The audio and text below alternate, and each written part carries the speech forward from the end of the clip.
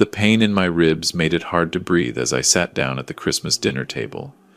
My daughter Emily shot me a warning glance, then smiled at the assembled guests.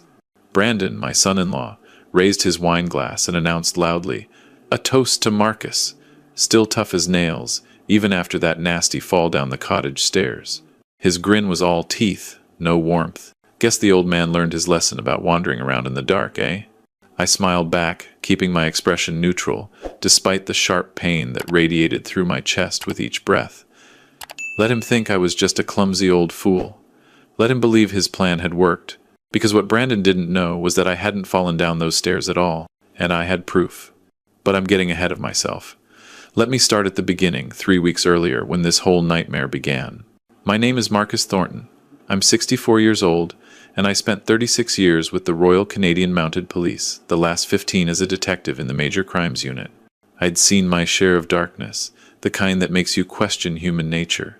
Murder, fraud, domestic violence. I'd investigated them all. I thought retirement would mean peace, quiet mornings with my late wife, Margaret's garden, maybe some fishing at the lake. Margaret passed 2 years ago. Cancer. She fought hard, but in the end it took her. After that, my daughter Emily became everything to me. She was our only child, a nurse at Street Boniface Hospital in Winnipeg. Smart, caring, with her mother's kind eyes. When she married Brandon 5 years ago, I'd had my reservations. The guy was a real estate developer, always talking about his next big deal, always spending money he didn't quite have yet. But Emily loved him, and I kept my concerns to myself. That's what fathers do, right? It was early December when Emily called. I was in my workshop behind the house building a bookshelf for my spare room. My phone buzzed, and her face appeared on the screen, bright and smiling. "Dad, how are you?" "Good, sweetheart, just working on a project." "What's up?" "Well, Brandon and I were talking, and we realized you haven't been up to the cottage since Mom passed. We thought maybe it would be nice to go there for a weekend. Just the three of us. Get away from the city, spend some quality time together. What do you think?" The cottage. Margaret and I had built it 20 years ago on Lake Winnipeg, about an hour and a half north of the city. It was our sanctuary, our escape. I hadn't been back since she died. Too many memories. "I don't know, Em. It's winter. The roads can be rough, and the cottage isn't exactly set up for cold weather stays." Brandon's already thought of that. He had the heat turned on remotely, and he's been checking on the place. "Everything's ready. Plus, it would be good for you, Dad. You've been cooped up in that house for too long." "Please?" There was something in her voice. Not quite desperation, but close. I wondered if she and Brandon were having problems. Maybe she wanted neutral ground to talk things through. "All right," I agreed. "When were you thinking? This coming weekend? We could drive up Friday afternoon, stay through Sunday. I'll make Mom's famous beef stew." That sealed it. Margaret's beef stew had been my favorite. "Okay, sweetheart, count me in." "Perfect. Brandon will pick you up Friday at 2. Love you, Dad." "Love you too, Em." I hung up, but something nagged at me. Maybe it was 36 years of cop instinct, or maybe it was just grief making me paranoid, but Brandon offering to turn on the heat and check on the cottage seemed oddly generous. He'd never shown much interest in the place before, always complaining it was too far from the city, too rustic, too boring. I pushed the thought aside. Maybe he was trying to be a better son-in-law. Maybe he was making an effort for Emily's sake. Friday arrived cold and gray, typical Manitoba December weather. I packed a small bag with warm clothes, my medication for the high blood pressure I'd developed since Margaret's death, and a book I'd been meaning to read. At 2 o'clock sharp, Brandon's black Ford F-150 pulled into my driveway. He was alone. "Where's Emily?" I asked as I climbed into the passenger seat. "Change of plans," Brandon said, pulling back onto the street. "She got called in for an emergency shift at the hospital, some kind of pile-up on the perimeter highway. She'll drive up tomorrow morning when her shift ends." "Should we wait for her then?" "Nah." She insisted we go ahead. Said she didn't want to ruin the weekend. "You know how she is, always putting work first." There was an edge to his voice when he said that. We drove in silence for a while. Brandon seemed tense, checking his mirrors frequently, his jaw clenched. I tried to make conversation. "How's the real estate business?" Busy. Always busy. Got a few developments in the works. That's good. More silence.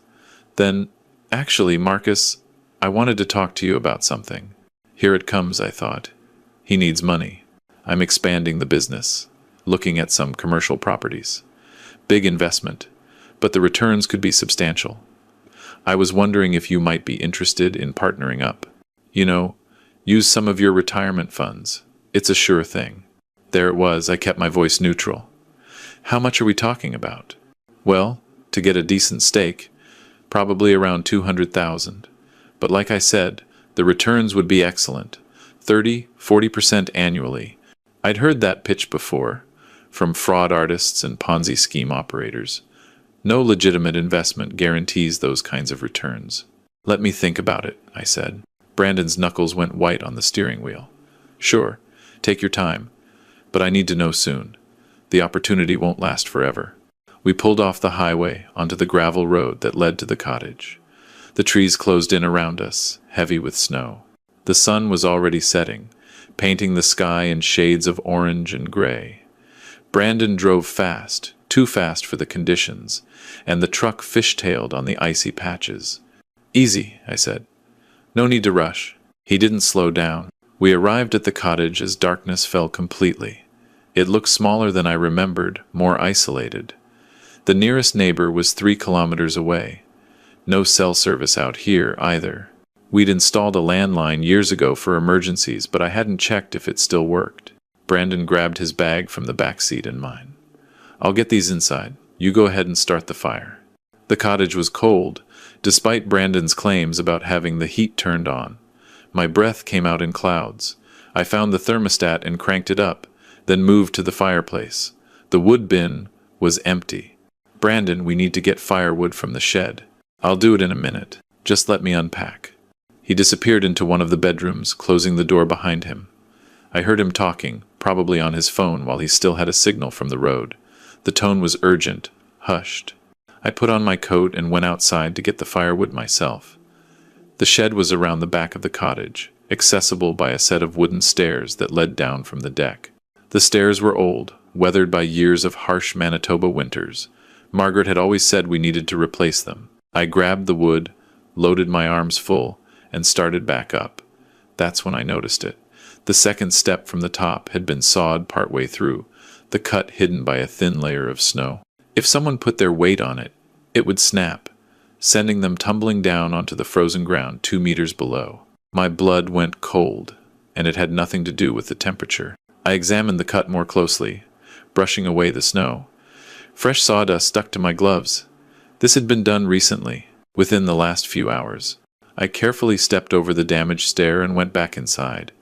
Brandon was in the kitchen, pulling groceries from a cooler. Found the problem with the stairs, I said, watching his face carefully. Second step is rotted through. Almost fell right through it. We'll need to be careful. His expression didn't change. Oh yeah? That's dangerous. Good thing you noticed. I'll take a look at it tomorrow in the daylight, see if we can fix it. He was good. I'd interrogated hundreds of suspects over my career, and Brandon's poker face was better than most. But there was a tell, a tiny twitch at the corner of his left eye. He was lying. Yeah, I said slowly. Good thing. That night I barely slept. I lay in the bedroom I'd shared with Margaret, staring at the ceiling, my mind racing. The sawed stare, Brandon's lies about the heat being on, the pressure to invest money. Emily conveniently called away. A pattern was forming, and I didn't like where it pointed. The next morning I woke to find Brandon already up, coffee made. He seemed cheerful, almost manic. Morning, Marcus. Sleep well? Well enough. When's Emily supposed to arrive? She texted me. Her shift ran long. She won't make it until late afternoon. Thought maybe you and I could do some fishing. The ice should be thick enough on the lake. Ice fishing on Lake Winnipeg. In December, with a man I was starting to suspect wanted me dead. Maybe later, I said. My hip's been bothering me. Think I'll just relax here, read my book? Brandon's smile tightened. Come on, Marcus. Don't be boring. Margaret wouldn't want you sitting around like an old man. The mention of my wife's name in that context made my jaw clench, but I kept my voice level. I said maybe later. After breakfast, Brandon announced he was going into town for supplies. We're low on a few things. Should only take an hour or so. You'll be okay here alone? I've been taking care of myself for 64 years, Brandon. I think I'll manage. The moment his truck disappeared down the road, I went to work. First, I checked the landline. Dead. The cord had been cut, hidden behind the desk. Another accident. Next, I went through Brandon's bag in the bedroom. Buried under his clothes, I found a folder. Inside were documents. Mortgage papers on a commercial property in Winnipeg, dated 3 months ago. Amount, $1.2 million. Behind that, casino cash advance receipts. Dozens of them, totaling nearly $300,000. Letters from collection agencies. A notice of foreclosure. Brandon wasn't just in financial trouble. He was drowning. At the bottom of the folder, I found something that made my stomach drop. Life insurance documents. Mine. A policy Margaret and I had taken out 20 years ago worth $500,000. The beneficiary had been Margaret, but after her death, I'd changed it to Emily. Or so I thought. According to these documents, the beneficiary had been changed 6 months ago to Brandon. My hands shook as I put everything back exactly as I'd found it. I needed more evidence, something concrete, and I needed to be smart about it. Brandon was desperate, and desperate men were dangerous. I went outside and examined the stairs again in the daylight. Using my phone, I took photos of the cut, the sawdust, everything. Then I checked the perimeter of the property. The woodshed door had fresh pry marks. Brandon had broken in to get the saw. He wasn't planning an accident. He was planning murder. When Brandon returned, I was sitting by the fire, book in lap, appearing for all the world like I didn't have a care in the world. Hey, Marcus, got everything we needed. How about that fishing now? Actually, I was thinking about your investment opportunity. Tell me more about it. His face lit up. For the next hour, he pitched his development project, showing me glossy brochures on his phone, talking about projected returns and market conditions. It was all nonsense, of course. I'd seen the foreclosure notices. There was no development project. He just needed money to pay his gambling debts. So, what do you think? He finally asked. I think I need to see the actual property. Meet with your partners. Review the financials. You understand, Brandon. I'm a careful man. His expression hardened. There isn't time for all that. I told you, this opportunity won't last. Then I guess it's not meant to be. The temperature in the room seemed to drop 10 degrees. Brandon stood up slowly, his hands curling into fists at his sides. You never liked me, did you, Marcus? Never thought I was good enough for Emily. This isn't about... Shut up, old man. I'm talking now.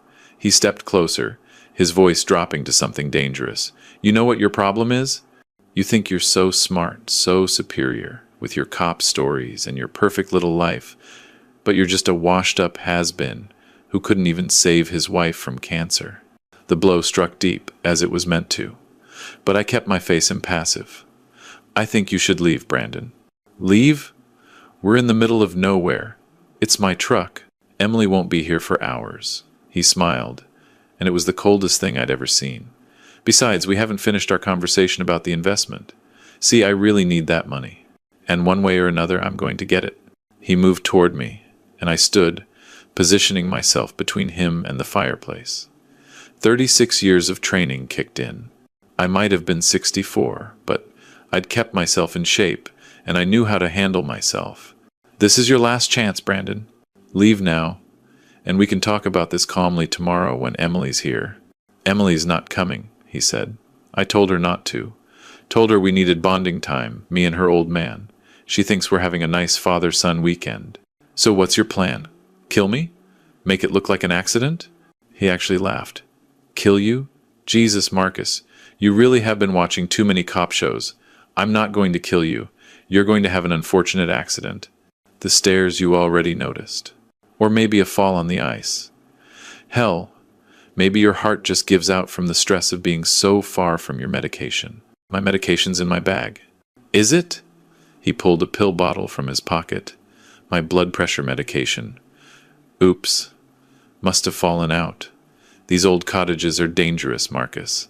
Lots of things can go wrong. That's when he rushed me. I sidestepped, using his momentum against him, and he crashed into the coffee table. But he was younger, stronger, and fueled by desperation. He recovered quickly and came at me again.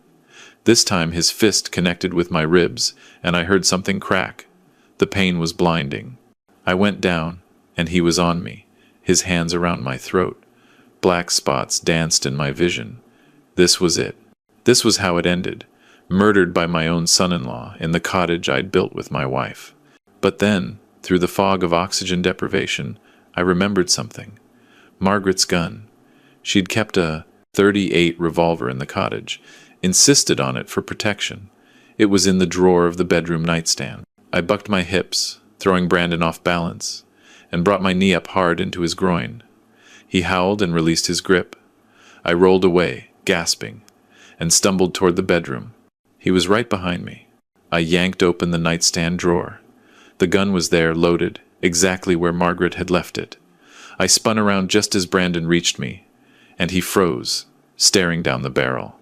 "Back off," I wheezed, my throat raw. "Now." He raised his hands, but his eyes were calculating. "You won't shoot me, Marcus. You're a by-the-book cop. Besides, how would you explain it to Emily? Self-defense. And you'd be surprised what I'll do to survive." I gestured toward the main room. "Move, slowly." He complied, walking backwards. I followed, keeping the gun trained on him. My ribs screamed with each breath, but adrenaline kept me upright. "Sit in that chair." Hands on the armrests, where I can see them. While I kept the gun on him, I used electrical tape from the junk drawer to secure his wrists to the chair arms and his ankles to the chair legs. Not perfect, but it would hold him for a while. "You can't keep me here," he said.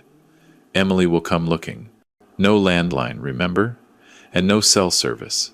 Emily won't worry until tomorrow at the earliest. By then the RCMP will be here." His face went pale. "What did you do?" "Before you got back from town, I walked to the road. Got just enough signal to send some texts. To Emily. To my old partner at the detachment.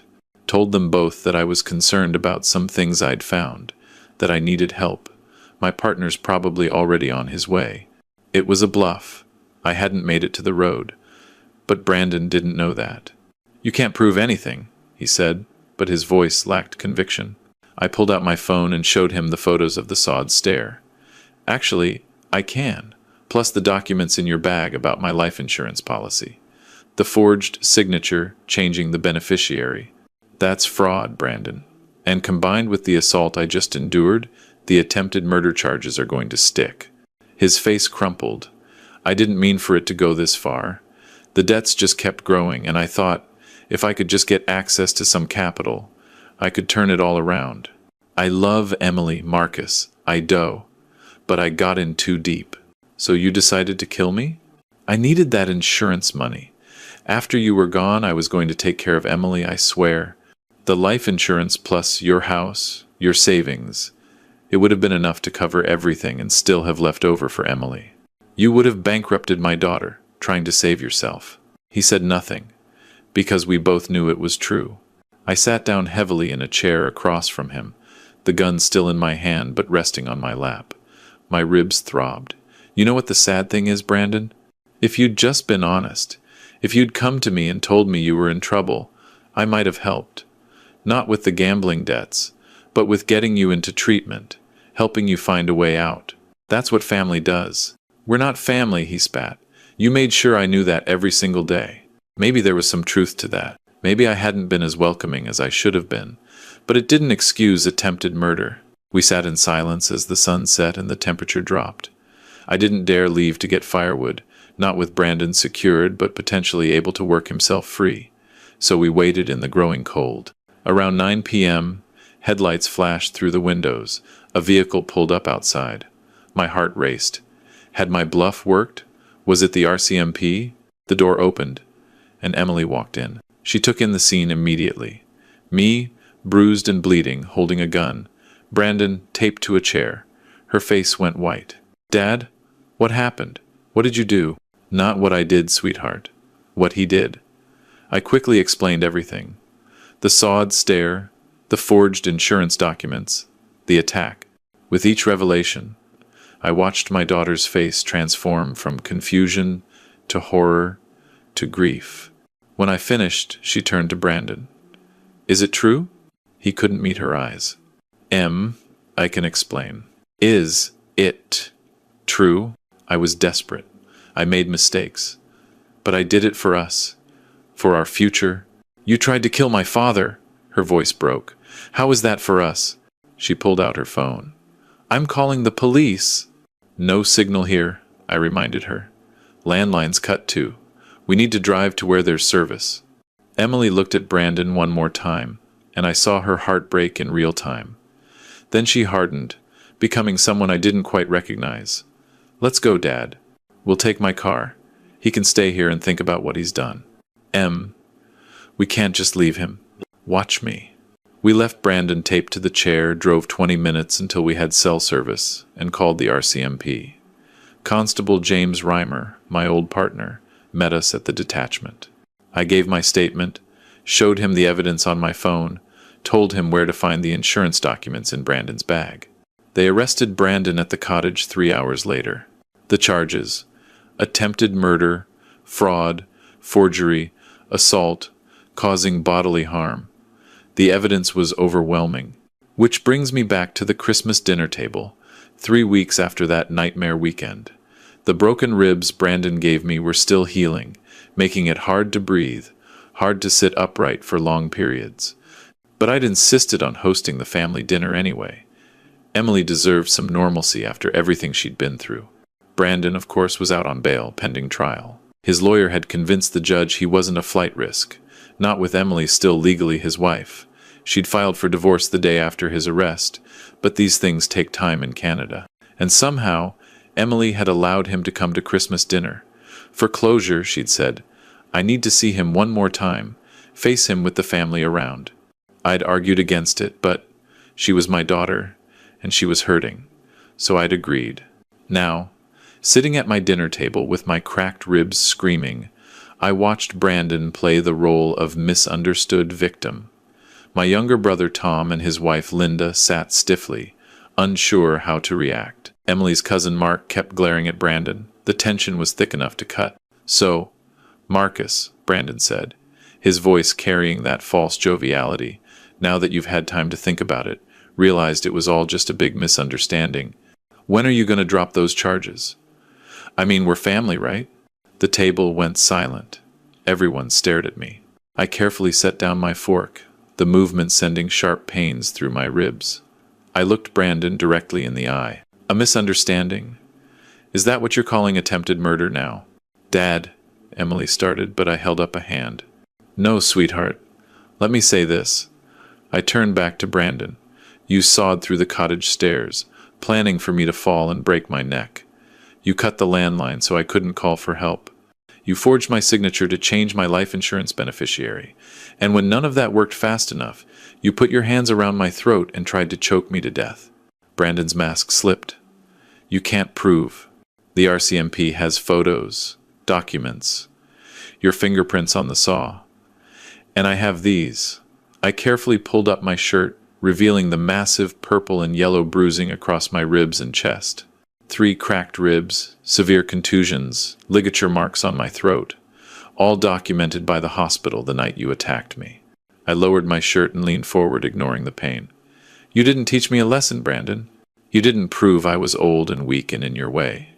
You proved something else entirely. What's that? He asked, his voice tight. That you're a coward who tried to murder an unarmed 64-year-old man for insurance money, and you still failed. The silence that followed was deafening. Emily was crying quietly. Mark looked like he wanted to vault across the table and strangle Brandon himself. Tom just shook his head in disgust. Brandon stood up, his chair scraping loudly against the floor. This is bullshit. I don't have to sit here and take this abuse. Emily, we're leaving. No, Emily said quietly. What? She looked up at him, her eyes red but her voice steady. No, Brandon, you're leaving. Alone. The divorce papers are being served tomorrow. My lawyer says with the criminal charges, I'll get everything. The house, the car, all of it. You're going to prison, and when you get out, you'll have nothing. No wife, no family, no future. Emily, please, get out of my father's house. Brandon looked around the table, seeking an ally, finding none. Finally, his mask cracked completely. You're all going to regret this. I'll appeal. I'll fight. You'll go to prison, I said calmly. The Crown prosecutor tells me you're looking at 10 to 15 years minimum. And in Canadian prisons, they don't look kindly on men who hurt the elderly. You'll have a lot of time to think about your choices. He stared at me with pure hatred, then stormed out. We heard his car start, tires spinning on the icy driveway as he sped away. After a moment, Tom raised his glass. To Marcus, tough as nails even after everything. To Dad, Emily added, her voice breaking. I'm so sorry. I'm so sorry. Nothing to be sorry for, sweetheart. You loved the wrong man. That's not a crime. But you chose right in the end, and that's what matters. We finished dinner quietly, and afterward, everyone helped clean up. When they'd all gone home, Emily stayed behind. We sat by the fireplace, not speaking, just being together. He really would have killed you, she finally said. It wasn't a question. Yes. And you kept yourself alive using everything you learned in all those years with the RCMP. Yes. Mom would be proud. That made me smile despite the pain in my ribs. Your mother would have shot him the moment he walked in the door. She never liked him much either. That got a small laugh from Emily, the first real one I'd heard from her in weeks. We sat there until the fire burned low, father and daughter, survivors both.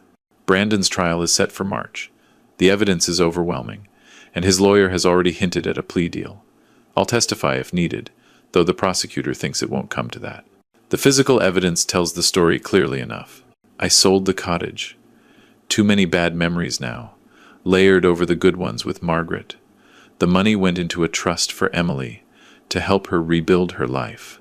My ribs healed slowly. At my age, everything heals slower. But I'm still here, still breathing, still standing. Brandon tried to teach me a lesson about getting old, about being weak, about being in the way. Instead, I taught him one. Age isn't weakness. Experience isn't irrelevant. And a desperate man with a plan is no match for a careful man with 36 years of catching criminals. That's the lesson Brandon learned in the end, and it's one he'll have plenty of time to remember while he's serving his sentence. As for me, I'm learning to live again. I've started volunteering at a community center, teaching self-defense to seniors. Don't be a victim, I tell them. Stay aware, stay strong, and trust your instincts. If my experience can help even one person avoid a similar situation, then maybe something good came from that terrible weekend. Emily's doing better too. She's in therapy, working through the betrayal and the guilt. She keeps apologizing, but I keep telling her the same thing. She didn't do this, Brandon did. She's a victim here too. Sometimes, late at night, I think about those moments on the cottage floor, Brandon's hands around my throat, my vision fading to black. I think about how close I came to never seeing another sunrise, never holding a grandchild, never watching Emily heal and rebuild her life. And then I think about Margaret, and I imagine her voice in my head, that tough, practical tone she always used when I was overthinking things. You survived, Marcus. Now stop dwelling and start living. So that's what I'm doing. Living. One careful breath at a time, with my cracked ribs reminding me with each inhale that I'm still here, still fighting, still refusing to let anyone write my ending but me. Brandon thought he could get away with murder. Instead, he's getting 10 to 15 years in a federal prison, a criminal record that will follow him forever, and the knowledge that he tried to kill an old man and failed completely. That's justice. Canadian justice. Slow, thorough, and absolutely certain. And for me, I got something more valuable than revenge.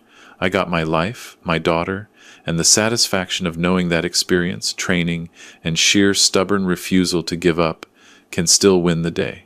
Even when you're 64 with cracked ribs and a broken heart, you can still win. You just have to be smart about it, stay calm under pressure, and never, ever underestimate what an old cop knows about catching criminals. Brandon learned that lesson the hard way, and he'll have 15 years to remember it. As for that toast he made at Christmas dinner about the old man learning his lesson, he was right about one thing. Someone learned a lesson that weekend at the cottage. It just wasn't me.